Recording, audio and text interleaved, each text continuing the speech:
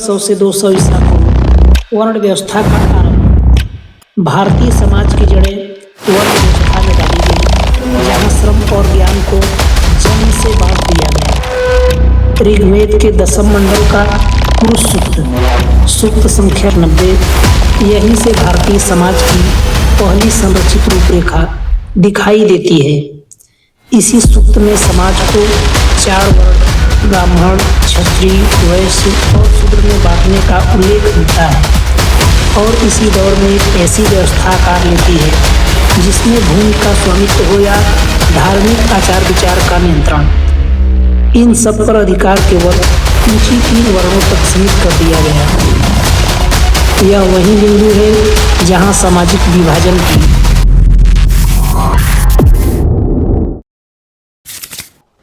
भारत जहां मिट्टी में अन्न तो उगता है, पर क्या इस मिट्टी पर सबको बराबर हक क्यों नहीं दिया गया?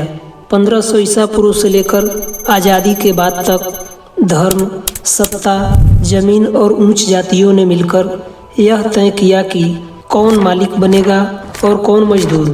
1500 से 200 ईसा पूर्व वर्ण व्यवस्था की शुरुआत हुई, जहां अधिकार जन्म से तय किए गए और ज्ञान व श्रम अलग अलग वर्गों में बांट दिए गए। ऋग्वेद का पुरुष सूक्त, 10वां मंडल का 90 सूक्त, जिसमें 4 वर्ण घोषित किया गया, जैसे ब्राह्मण मुख से, क्षत्रिय भुजाओं से, वैश्य जंघा से, शूद्र पैर से।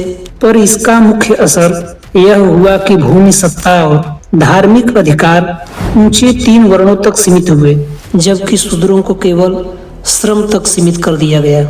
ऋग्वेद की तारीख को लेकर कई दावे हैं, लेकिन प्रमाण कुछ और बताते हैं। इतिहास में कहा गया कि ऋग्वेद 1500 से 500 ईसा पूर्व लिखा गया, पर यह सिर्फ अनुमान है, प्रमाण नहीं। यूनेस्को में संरक्षित ऋग्वेद की 30 पांडुलिपियां भारत के विभिन्न क्षेत्रों से संकलित की गई हैं। कश्मीर, गुजरात, राजपुताना और मध्य प्रदेश से। ये पांडुलिपियां शारदा और देवनागरी लिपि में हैं और सांची की छाल व पारंपरिक कागज पर लिखी गई हैं। इनमें सबसे पुरानी प्रमाणित पांडुलिपि 1464 ईस्वी की है, यानी लिखित स्वरूप बहुत बाद में तैयार हुआ। लेकिन समय के साथ एक समय ऐसा आया, 200 ईसा पूर्व से 200 ईस्वी के बीच मनुस्मृति का निर्माण हुआ, जिसमें असमानता को कानून का रूप दे दिया गया। मनुस्मृति के आते ही वर्ण व्यवस्था और अधिक कठोर तथा दमनकारी बना दी गई। जैसे मनुस्मृति शूद्रों को संपत्ति रखने या धन संचय करने से सख्ती से प्रतिबंधित करती है। यह दावा करती है कि शूद्र को स्वतंत्र रूप से कुछ भी नहीं रखना चाहिए, क्योंकि समृद्ध शूद्र की उपस्थिति ब्राह्मण के हित के लिए खतरा बताया गया। ब्राह्मण शूद्र को चाहे वह दास हो या स्वतंत्र, तुच्छ कार्य करने के लिए विवश करने का अधिकार है, क्योंकि शूद्र को ब्राह्मण का दास बनने के लिए बनाया गया था। यह कानून ब्राह्मण को विशेषकर संकट के समय शूद्रों की संपत्ति पर निसंकोच अधिकार करने की अनुमति देता है, जिससे यह धारणा पुष्ट होती है कि शूद्रों का अस्तित्व केवल सेवा करने के लिए है, न कि समृद्धि के लिए। यह कानून यह भी निर्धारित करता है कि शूद्र को एक ही व्यवसाय करना चाहिए, जिससे जाति आधारित आर्थिक गतिहीनता और भी मजबूत होती है। मनुस्मृति का 8वां अध्याय श्लोक 413 से 417, यहीं से दलितों की भूमिहीनता की जड़ें मजबूत हुई। जहां मेहनत दलितों की थी, लेकिन अधिकार और जमीन किसी और के पास रहे। डॉक्टर भीमराव अंबेडकर प्राचीन भारत में क्रांति और प्रतिक्रांति में लिखते हैं कि मनुस्मृति और शूद्रों की स्थिति एक सामाजिक नियंत्रण का साधन था, जिसमें उन्हें एक गुलाम बना दिया गया। डॉक्टर भीमराव अंबेडकर बताते हैं कि मनुस्मृति के नियमों ने हिंदू समाज की सोच और शूद्रों के प्रति दृष्टिकोण को तय किया और शूद्रों को लंबे समय तक हाशिए पर रखा और सामाजिक असमानता को बनाए रखा। कुछ समय बाद जब 8वीं से 15वीं शताब्दी में जमीन धर्म के नाम पर बांटी गई, देवदान और अग्रहार की व्यवस्था में राजाओं ने मंदिरों मठों और ब्राह्मण को बड़ी भूमि दान में दे दिया गया। इन दानों से मंदिर और धार्मिक संस्थाएं जमीन का मालिक बन गए और दलित खेतों में मजदूर बने, मालिक नहीं बन सके। फिर मुगल काल का समय। मुगल काल में जमीन सत्ता और टैक्स दोनों का आधार बनी। इरफान हबीब अपनी पुस्तक the agrarian system of Mughal India में लिखते हैं कि मुगलों ने टैक्स वसूली के लिए भूमि का सर्वे कराया और उसे राजस्व की इकाई बनाया। इस व्यवस्था में जमीन राज्य की मानी गई और किसान सिर्फ कर देने वाला बन गए, मालिक नहीं। इतिहासकार डॉक्टर रामशरण शर्मा बताते हैं कि जैसे जैसे उत्पादन बढ़ा, समाज और जटिल हुआ और अधिकार कुछ समूहों के हाथ में सिमटते गए। इस बदलाव में जमीन और संसाधन मालिकों के पास रहे और मेहनत करने वाले समुदाय धीरे धीरे हाशिए पर धकेले गए।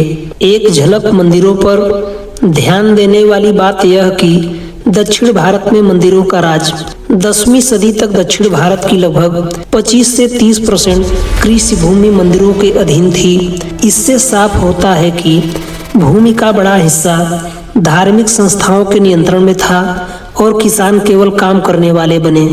अब बात करें ब्रिटिश के समय 1793।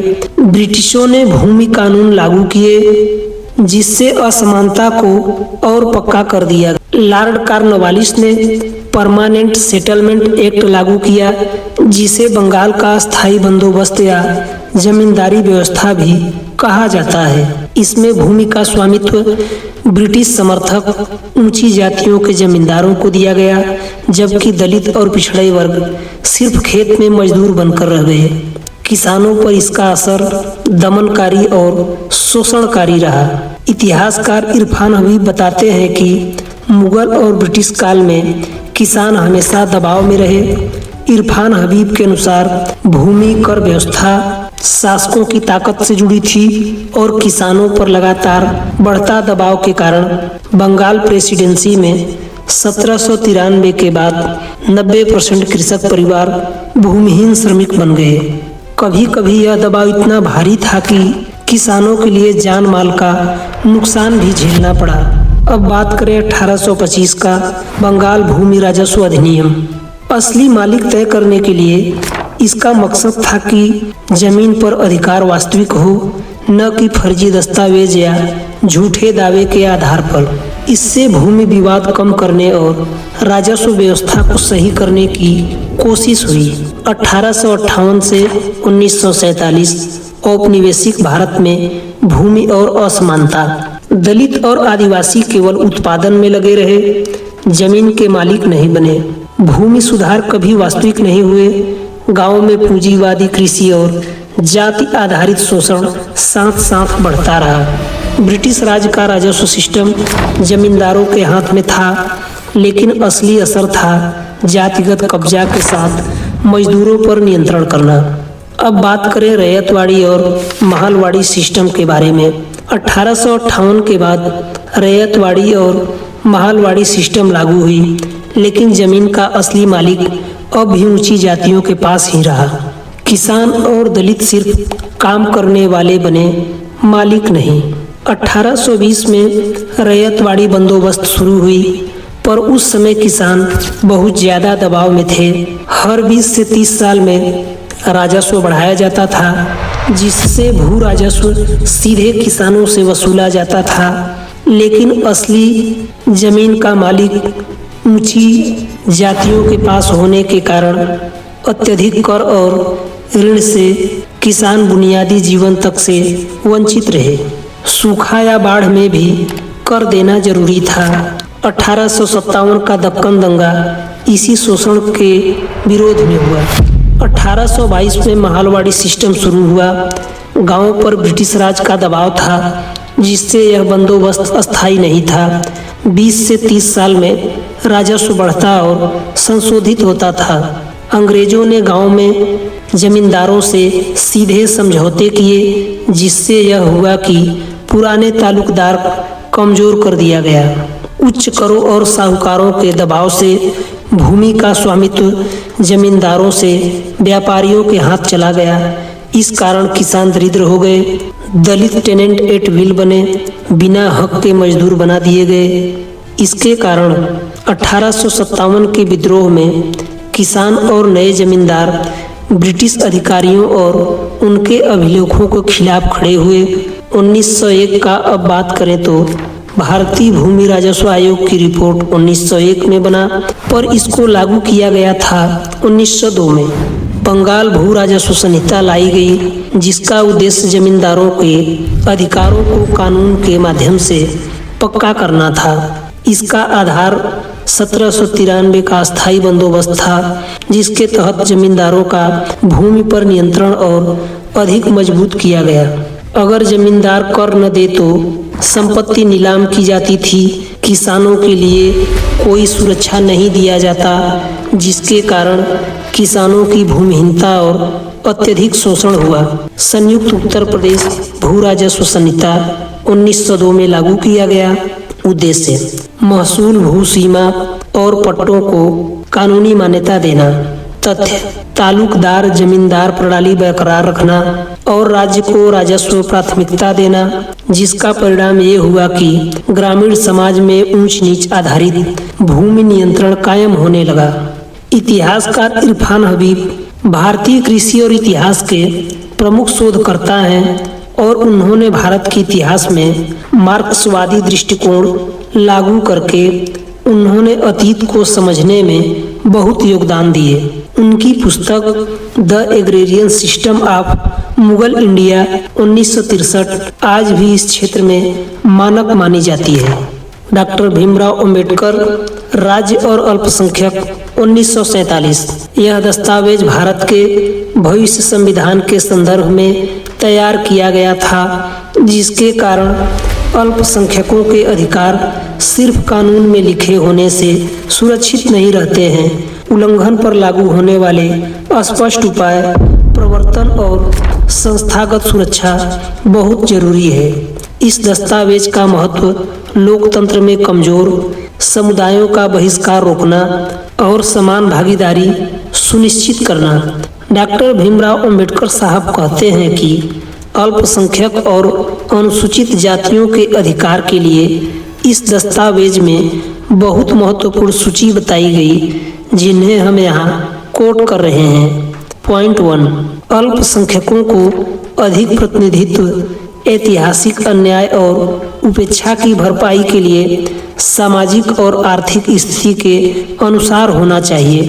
पॉइंट 2, अनुसूचित जातियों की विशिष्ट मान्यता, विशेष रूप से उत्पीड़ित वर्ग, स्वतंत्र राजनीतिक प्रतिनिधित्व भी हो।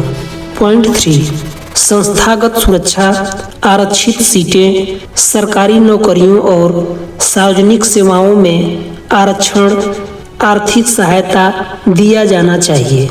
दस्तावेज का उद्देश्य राजनीतिक, प्रशासनिक और आर्थिक रूप से कमजोर समुदायों को सशक्त और संरक्षित बनाना। 1947 से 1955 आज़ादी और भूमि सुधार। आज़ादी के समय जमीन कुछ ही लोगों के पास थी। किसान तब तक बहुत शोषित हो गए थे। भूमि सुधार का उद्देश्य जमींदारी खत्म करना और भूमिहीन किसानों को उनका अधिकार देना, जिसमें प्रमुख कानून शामिल हैं जो विभिन्न राज्यों में अलग अलग रूप से लागू किए गए। उत्तर प्रदेश 1950 जमींदारी उन्मूलन, भूमिहीन किसानों को अधिकार, भूमिहीन अधिशेष, भूमि वितरण की बात किया गया था। बिहार 1950 बड़े जमींदारों की अस्थायी भूमालिकी समाप्त, काश्तकारों की सुरक्षा, वितरण में बाधाएं दूर करना। वेस्ट बंगाल 1953 मध्यस्थ उन्मूलन, भूमि राजस्व सीधे राज्य द्वारा किसान कब्जा सुरक्षा देने की बात की गई थी। बॉम्बे अब महाराष्ट्र एंड गुजरात 1948 किराएदारों को प्राथमिक अधिकार, अत्यधिक किराया बंद हो, बेदखली रोक लगे और जोत सीमा लागू करना। मध्य प्रदेश 1951 से 52 सामंती जमींदारी समाप्त, ग्रामीण किराएदारों को कानूनी वंशानुगत अधिकार देना। राजस्थान 1952 जागीरदारी उन्मूलन, किसानों को खातेदार के रूप में स्वामित्व हो। आंध्रा तेलंगाना 1948 से 50। जमींदारी हटाकर रैयतवाड़ी, किसान अधिकार, tenancy security, land purchase rights. Tamil Nadu 1952। किराएदारों की भूमि और श्रम सुरक्षा, बेदखली और शोषण पर रोक लगे। केरल 1951 से 57। लंबे कब्जे का अधिकार, किराया नियंत्रण, पूर्ण स्वामित्व, सुधार होना चाहिए। असम 1951। जमींदारी उन्मूलन, किराएदार अधिकार, राज्य संचालित भूमि प्रबंधन की व्यवस्था हो। इस पूरे दौर के भूमि सुधार के 7 राष्ट्रीय सार। मुख्य लक्ष्य था कानून में जमींदारी जागीरदारी समाप्त हो, राज्य भूमि का सीधा सर्वोच्च स्वामी के साथ किराएदार सुरक्षा, बेदखली पर रोक, नियत किराया, अधिशेष भूमि, सीलिंग और पुनर्वितरण, जमीन की फसल क्षमता, कंसोलिडेशन, खेतों का समेकन किया जाए। लेकिन जमीन पुरानी सोच के अधीन क्यों रही? कानून तो बने पर इसका प्रभाव पूरी तरह राज्य स्तरीय क्रियान्वयन पर निर्भर रहा। बड़े भूस्वामियों का सामाजिक और राजनीतिक दबदबा निरंतर बना रहा, जिसे सुधार की प्रक्रिया को कमजोर किया गया। कागज पर भूमि सीमा लागू थी, लेकिन व्यवहार में जानबूझकर छोड़े गए कानून लूपहोल्स ने इसे अप्रभावी बना दिया। भूमिहीन समुदायों, विशेषकर एससी, एसटी और कृषक श्रमिक वर्ग तक वास्तविक भूमि स्वामित्व का हस्तांतरण पर्याप्त रूप से नहीं पहुंच पाया। 1950 के बाद भारत के 3 मुख्य लैंड रिफॉर्म्स, अबोलिशन ऑफ जमींदारी 1948 से 1956। इस कानून का उद्देश्य जमींदारी मध्यस्थता हटाना, भूमि का स्वामित्व सीधे काश्तकार को देना। मुख्य बिंदु: मध्यस्थता खत्म, जमींदारों द्वारा वसूला जाने वाला लगान बंद, किसानों को स्वामित्व अधिकार, जमींदारों को मुआवजा देकर भूमि अधिग्रहण, कृषि उत्पादन और भूमि सुरक्षा बढ़ाना। परिणाम: लगभग 2 करोड़ किसानों को स्वामित्व मिला। कई जमींदार बेनामी या धार्मिक संस्थाओं के नाम पर भूमि बचाने में सफल रहे। टेनेंसी रिफॉर्म्स 1950 से 1980। उद्देश्य: बटाईदार किराएदार किसानों को सुरक्षा, स्वामित्व की संभावना और उचित किराया होना चाहिए। मुख्य बिंदु: रेंट रेगुलेशन, अधिकतम हिस्सेदारी तय 1/4 से 1/3। सिक्योरिटी ऑफ टेन्योर, मनमानी बेदखली पर रोक, अस्थायी कब्जे की कानूनी सुरक्षा दिया गया। ओनरशिप राइट्स, दीर्घकालीन कास्ट पर भूमि का स्वामित्व हो। उदाहरण: ऑपरेशन वर्गा, पश्चिम बंगाल 1978, 12 लाख बटाईदार पंजीकृत हुए, जिसमें केरल भूमि सुधार 92% टेनेंसी समाप्त, भूमि सीधे कृषकों के नाम पर दिए गए। लैंड सीलिंग एक्ट्स 1960 से 1975। उद्देश्य: एक व्यक्ति परिवार की अधिकतम भूमि सीमा तय करना और अधिशेष भूमि भूमिहीनों में बांटना। मुख्य बिंदु: अधिकतम भूमि सीमा सीलिंग लिमिट तय, अधिशेष भूमि सरकार के अधीन, अधिशेष भूमि भूमिहीन ग्रामीण परिवारों में वितरण। प्राथमिकता: एससी, एसटी भूमिहीन और गरीब किसानों को। भूमि का बंटवारा कृषि उपयोग के लिए। इसका परिणाम ये हुआ कि 73 लाख एकड़ अधिग्रहित किया गया और केवल 21 लाख एकड़ भूमिहीनों में वितरित हुए, और जो था कोर्ट केस, फर्जी विभाजन, बेनामी हस्तांतरण और धार्मिक संस्थाओं के कारण फंस गया। लाभार्थी: काश्तकार किसानों को स्वामित्व, भूमिहीन एससी, एसटी और गरीब किसानों को भूमि दिए गए। सीमाएं: क्रियान्वयन में असमानता के कारण संपूर्ण न्याय नहीं हो पाया। अब आगे की बात करें तो 1959 भारत सरकार भूमि सुधार समिति की रिपोर्ट का गठन। 1955 से 56 में भारत सरकार ने भूमि सुधार की वास्तविक प्रगति की समीक्षा के लिए समिति बनाई। नेतृत्व वरिष्ठ विशेषज्ञों ने किया। रिपोर्ट 1959 में योजना आयोग को सौंपी गई। मुख्य उद्देश्य जमींदारी उन्मूलन की प्रगति, भूमि सीलिंग कानून का लागू होना, किराएदारों के अधिकार, टेनेंसी रिफॉर्म्स, भूमिहीनों के लिए भूमि वितरण। मुख्य निष्कर्ष जमींदारी उन्मूलन कागज पर पूरा, जमीन पर कम। जमींदारों ने बेनामी हस्तांतरण किए और परिवार विभाजन और लूपहोल्स का बहुत उपयोग किया। किराएदार सुरक्षा अधिकांश राज्यों में सुरक्षा और स्वामित्व अधिकार नहीं मिले। रेंट रेगुलेशन लागू था, लेकिन निगरानी लगभग शून्य कर दिया गया। सीलिंग एक्ट बड़े भूमिधर बच गए। अधिशेष भूमि केवल 12 से 15% वितरित हुई। यदि सही से लागू होता तो 20 से 25 मिलियन एकड़ भूमि वितरित हो सकती थी। भूमिहीन लाभार्थी दलित, आदिवासी, ओबीसी और खेतिहर मजदूरों को होना चाहिए था, पर हिस्सेदारी बहुत कम। प्रमुख सिफारिशें स्पष्ट राष्ट्रीय नीति, भारत भर में एक समान सीलिंग, किराएदारों को ओनरशिप राइट्स, फेयर रेंट और सुरक्षा, भूमि वितरण में एससी एसटी को प्राथमिकता देना, पारदर्शी और अपडेटेड रिकॉर्ड का ना होना। ऐतिहासिक प्रभाव तीसरी पंचवर्षीय योजना 1961 से 66 में भूमि सुधार मुख्य स्तंभ। राज्य सरकारों को मॉडर्न लैंड रिकॉर्ड्स और सीलिंग लागू करने का निर्देश। वास्तविक परिणाम सीमित ही हुआ। भूमिहीन वर्ग, विशेषकर दलित, अधिकांशतः भूमिहीन ही रहे। पूरे रिपोर्ट का निष्कर्ष भूमि सुधार कानून बने, लेकिन राजनीतिक दबाव और प्रशासनिक विफलता के कारण असली लक्ष्य पूरा नहीं हुआ। 1961 का जमीनी सर्वे और जनगणना, भारत की भूमि संरचना, भूमि वितरण। भूमि अत्यधिक असमान थी। लगभग 10% बड़े भूमिधारक पूरे भारत के कुल कृषि भूमि का 45 से 50% रखते थे। 60% छोटे और भूमिहीन परिवारों के पास पूरे भारत की कुल भूमि का 10% से भी कम हिस्सा था। भूमिहीनता ग्रामीण परिवारों में 22 से 25% पूरी तरह भूमिहीन।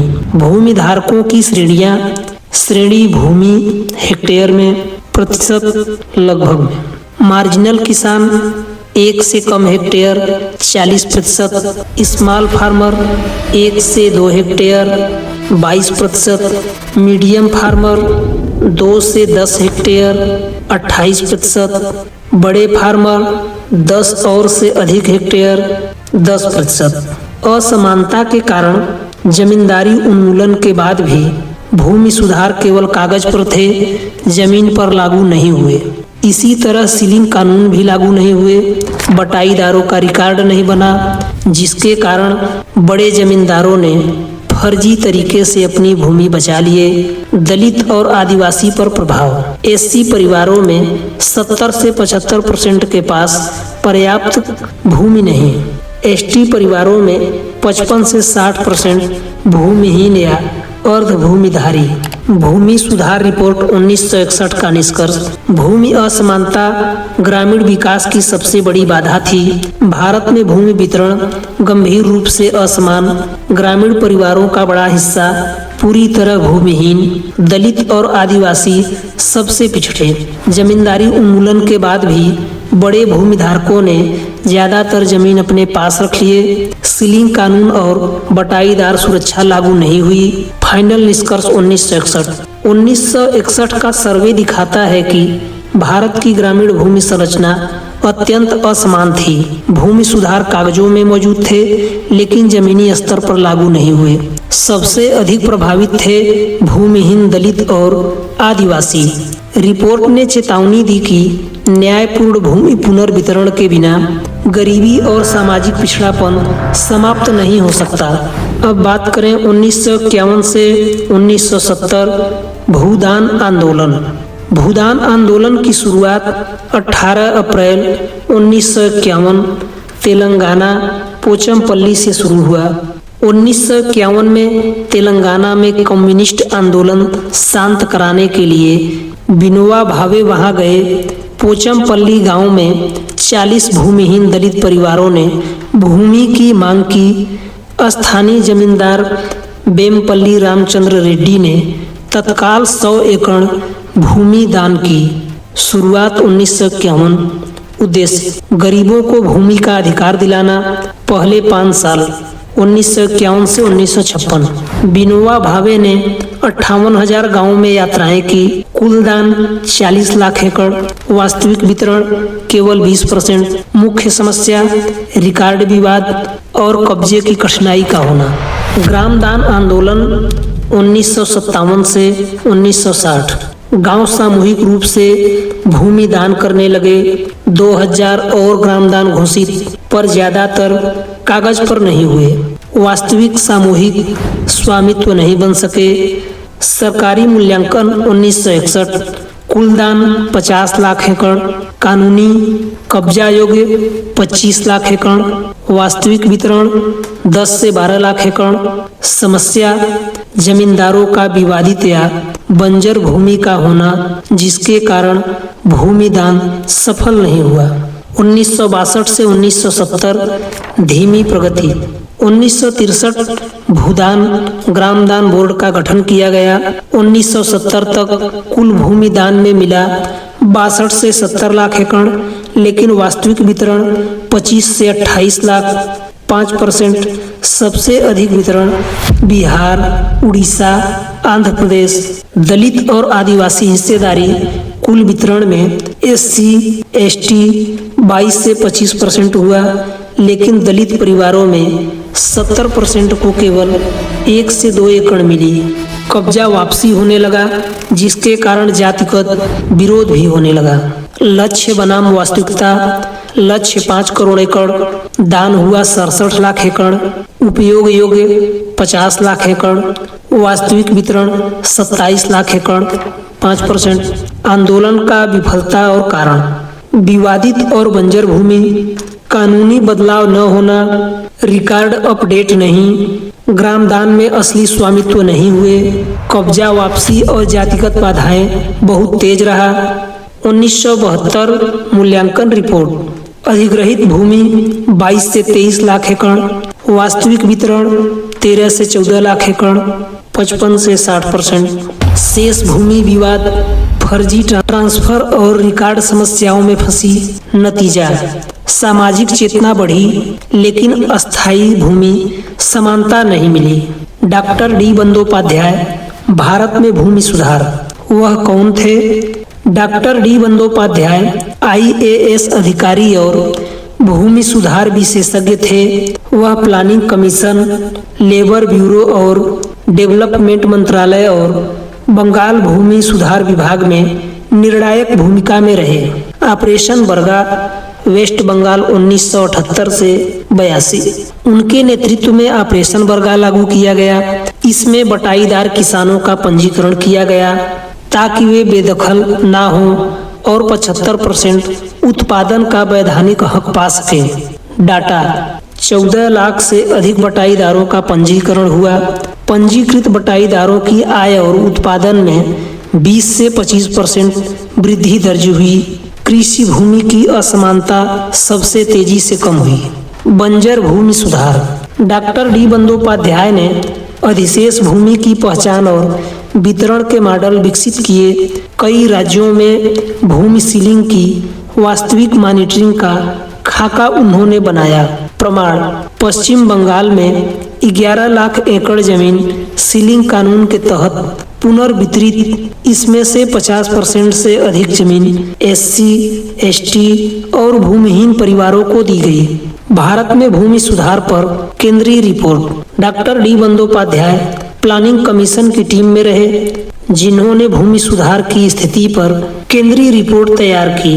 रिपोर्ट के मुख्य निष्कर्ष: जमींदारी उन्मूलन अधूरा रहा, बड़ी जमीन बंट गई पर वास्तविक मालिकाना छोटे किसानों तक नहीं पहुंचा। टेनेंसी रिफॉर्म्स का पालन कमजोर रहा, बटाईदारों को वैधानिक हक नहीं मिले। सीलिंग कानून में लूप होल्स बंटवारे के नाम पर बड़े किसान जमीन बचा लेते थे। भूमिहीन SC, ST वर्ग तक सुधारों का लाभ न्यूनतम पहुंचा।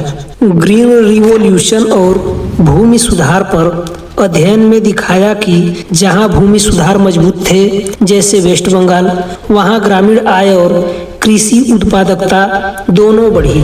दलित भूमिहीन वर्ग तक भूमि सुधार सबसे कम पहुंचे। कारण सीलिंग भूमि की मात्रा अपेक्षा से कम, टेनेंसी कानूनी रूप से प्रतिबंधित, हजारों बटाईदार अदृश्य रहे, प्रशासनिक वर्ग भूमि सुधार के खिलाफ था। सबसे महत्वपूर्ण निष्कर्ष, भूमि सुधार केवल कानून से नहीं बल्कि राजनीतिक इच्छा शक्ति और प्रशासनिक ईमानदारी से सफल होते हैं। अंतिम सार, डॉक्टर डी बंदोपाध्याय ने यह प्रमाणित किया कि बटाईदारों को दर्ज कर देना, ऑपरेशन वर्गा, सीलिंग भूमि का वास्तविक पुनर्वितरण और भूमि प्रशासन को पारदर्शी बनाना भारत में भूमि सुधार को सफल बनाने का एकमात्र कामयाब मॉडल था, जिसका नेतृत्व स्वयं उन्होंने किया। एनएसएस बनाम एससीसीसी डेटा 2011 से 12। परिभाषा के दोनों में अंतर। एनएसएस ईयू सर्वे 2011 से 12 पारिवारिक भूमि में वास भूमि शामिल किया जाता है। एससीसीसी 2011 केवल कृषि भूमि, वास भूमि शामिल नहीं किया जाता है। इससे राज्यों में भूमिहीन प्रतिशत और रैंकिंग बदलती है। राज्यों का रैंकिंग। तालिका 1 से स्पष्ट है कि वास भूमि को शामिल करने के बाद भूमिहीन लोगों के प्रतिशत के आधार पर राज्यों की रैंकिंग में व्यापक परिवर्तन होता है। एनएसएस के आंकड़ों के अनुसार केरल और पश्चिम बंगाल उन राज्यों में शामिल नहीं है जहां भूमिहीन परिवारों का प्रतिशत सबसे अधिक है। तालिका 1 भूमिहीन परिवार एनएसएस बनाम एसईसीसी 2011 से 12। ग्रामीण भारत के आधे हिस्से के पास अभी भी कृषि भूमि नहीं है। एसईसीसी 2011 सामाजिक आर्थिक जाति जनगणना।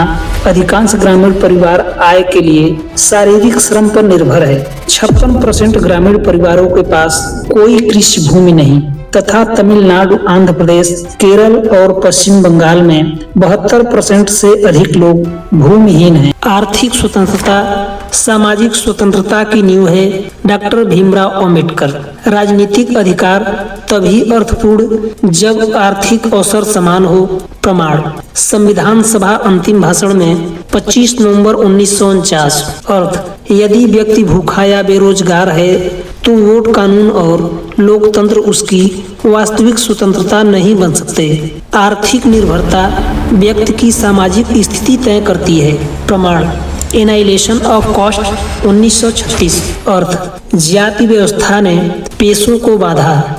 जब तक व्यक्ति अपना पेशा और कमाई नियंत्रित नहीं कर सकता तब तक वह सामाजिक रूप से कमजोर रहता है। महिलाओं की स्वतंत्रता आर्थिक स्वावलंबन से ही संभव है।